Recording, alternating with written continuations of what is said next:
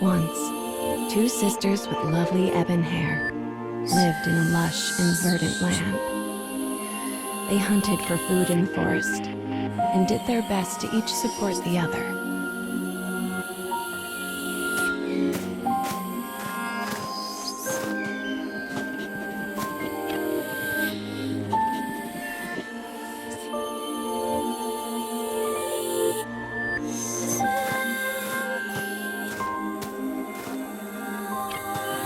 The elder sister had been born in the woods and was an archer of rare skill.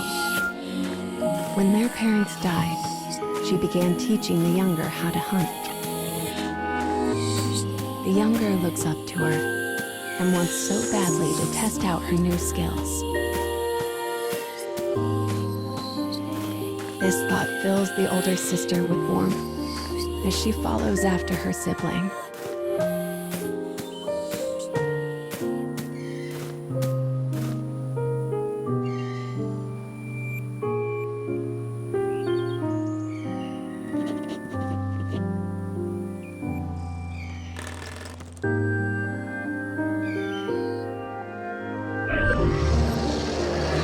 Suddenly, the elder sibling hears a beast cry out in the direction of her little sister. She sets off after her at a frantic pace. The savage beast looms over the prone girl and makes to attack.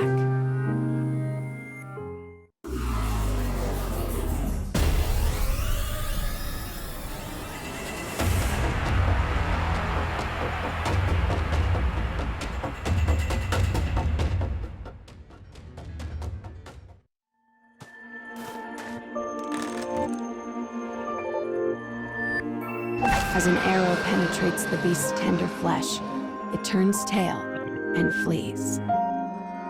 There was no way her little sister could have taken down the massive creature alone.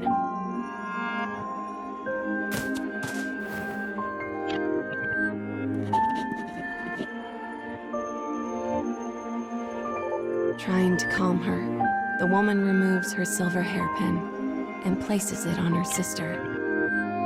It is a keepsake of their mother, one the young girl has long desired. "Thanks, sis," she says, beaming. "Next time, it'll be my turn to protect you."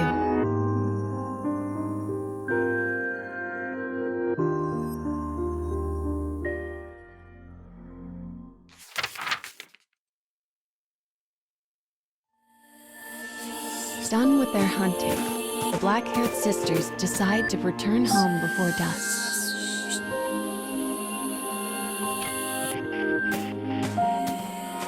The younger has caught a small bunny, and the elder a large boar.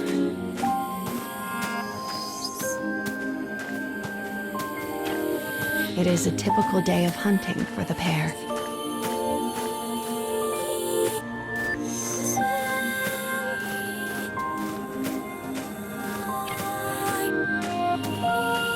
They only notice the disaster when they come to the hill that overlooks the town. Flames billow forth, and the chilling snaps of distant gunfire can be heard. The woman immediately thinks of the war that is raging in the neighboring nation.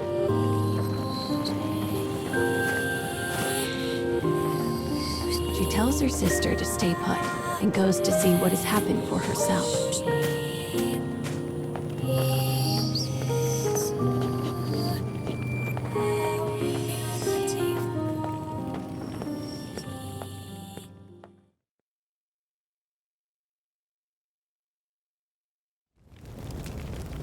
The town is oddly still, save for the incessant crackle of flames. The woman gasps as she takes in the grisly sight before her. All she can see are bodies. Bodies. Bodies.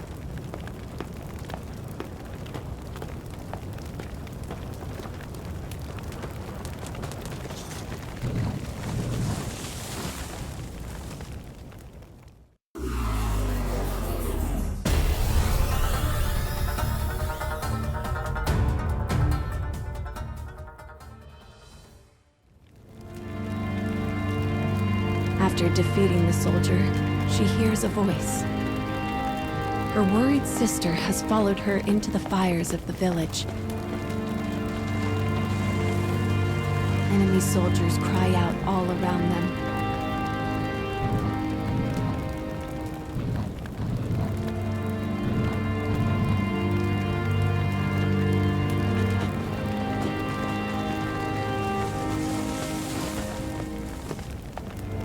As the woman feared, the war from the nearby nation has finally found them.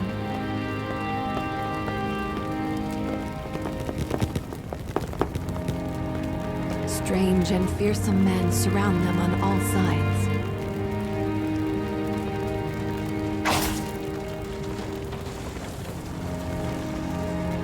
Impact, heat, pain.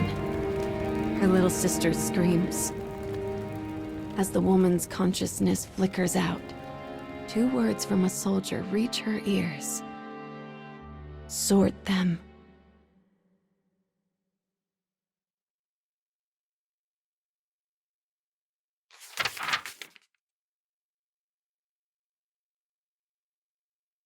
The black-haired woman regains consciousness in a world enveloped by haze. She hears a faint voice. It sounds similar to her little sister's voice, but also different, wrong. My sister. I have to save my sister. The woman's dim memories slowly become clear. The blow she'd taken, her sister screaming, the soldier's words.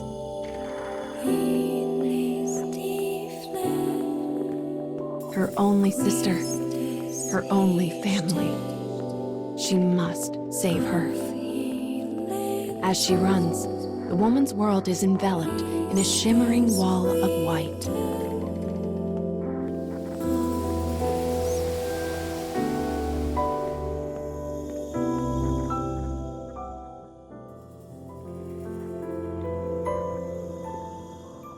When the woman wakes anew, she is lying on the floor of an unfamiliar prison.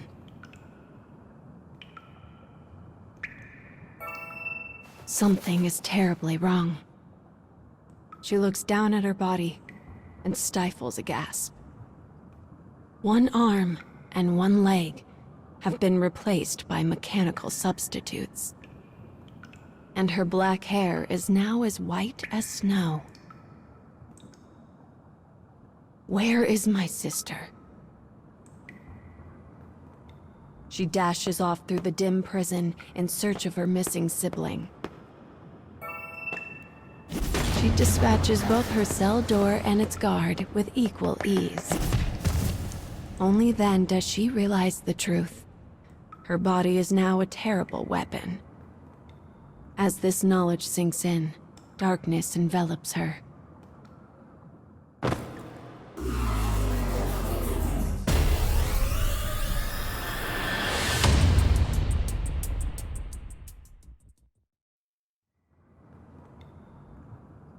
When she interrogates the dying guard about her sister, he grins madly and says, "Our kingdom will invade all. Every country will bend the knee to our might. Then we'll experiment on the survivors and turn them into beautiful killing machines. Oh yes, they will be sorted." With these final words, the soldier dies. The woman begins to run. Don't think about it. Don't think about it. Don't think about it. She repeats the mantra as she runs, praying that somehow her sister has escaped this fate.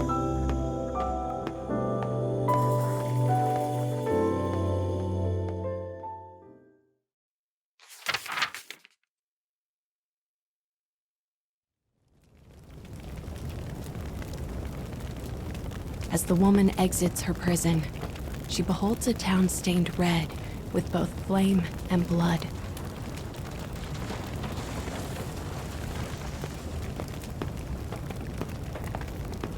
she is in a strange land, one she does not recognize.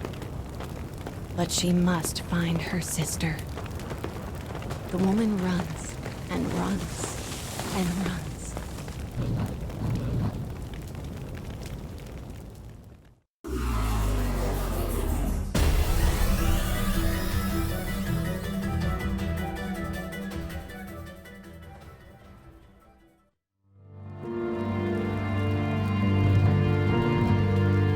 That's a child. Upon hearing the wail, she dashes toward the sound.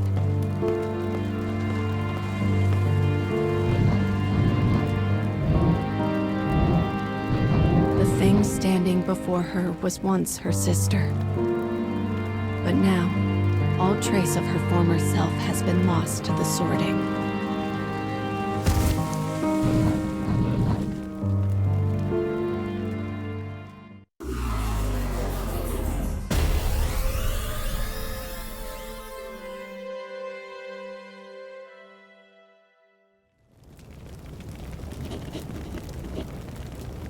Her transformed little sister trembles, as if trying to remember something.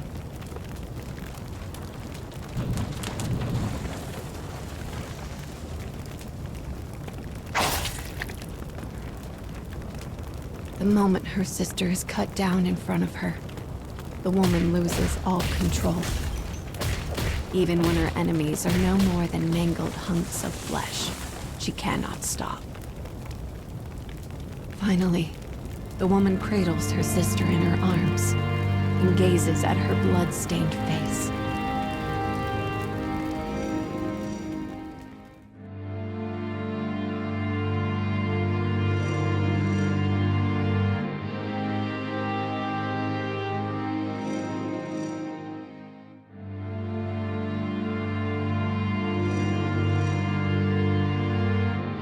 Their hair, once dark as night itself, was now pure white.